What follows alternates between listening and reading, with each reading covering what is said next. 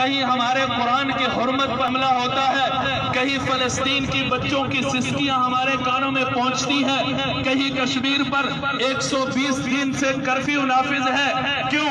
اس لیے کہ ہم جب ایک تھے تو کوئی ہماری طرف آنکھ اٹھا کے نہیں دیکھ سکتا تھا۔ جب ہم فرقوں میں بٹ گئے، جب ہم حکومتوں میں بٹ گئے، جب ہم شرقیہ اور غربیہ میں تقسیم ہو گئے، تو اس وقت فلسطین سے بھی چیخ و پکار ہے، اس وقت سے کشمیر سے بھی چیخ و پکار ہے۔ بوسنیا کے بہن آج مجھے اور آپ کو پکار کر کہہ رہی ہے، لیکن ہم کہتے ہیں میں تو امت بعد میں ہوں، میں فلانا پہلے ہوں، میں تو امت بعد میں ہوں، میں بریلوی پہلے، میں تو امت بعد میں دیوبندی پہلے، میں تو امت بعد میں تو مشرق کا رہنے والا۔ اگر ہم ایک ملت ہوتے تو ہمیں افغانستان کی حکومت ٹوٹتی نظر نہ آتی۔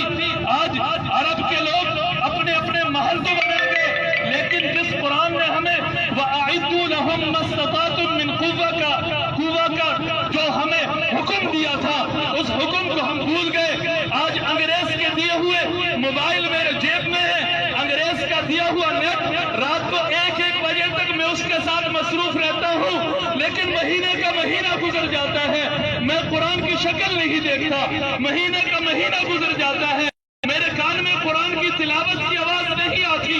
آج کا مسلمان تو شرق میں، غرب میں، شمال میں، جنوب میں، فرقوں میں ایسے بٹ گیا کہ تیرے دل سے قرآن نکل گیا، تیرے ذہن سے قرآن کی عظمت نکل گئی۔